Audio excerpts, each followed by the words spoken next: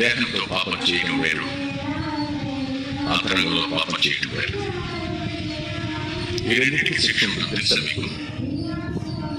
పాపాన్ని చులకనగా ఎంచకండి. దావీదును ఆ రోజు నాతాను అడిగాడు, ఈ రోజు మనల్ని లేఖనం ప్రశ్నిస్తుంది. Are you not that person? నువ్వు ఆ వ్యక్తి కాదా? నీది కాని దాన్ని నీ అంతరంగంలో నువ్వు ఆశించలేదా?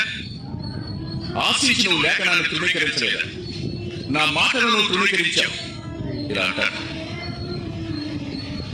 భార్య భర్త మాట వినకుండా తృణీకరించి పుట్టింటికి వెళ్ళింది. ఏమంటాడు ఆయన? సహజంగా ఏమంటాడు? వెళ్ళావుగా అక్కడే ఉండు,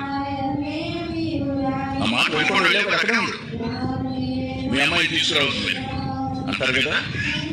అరే రే, నువ్వు 7 సంవత్సరాల నుంచి పుట్టించి పంపకపోతే ఇప్పుడు వాళ్ళ అమ్మకి బాగోకపోతే వెళ్తే కూడా నువ్వు రావద్దంటున్నావు.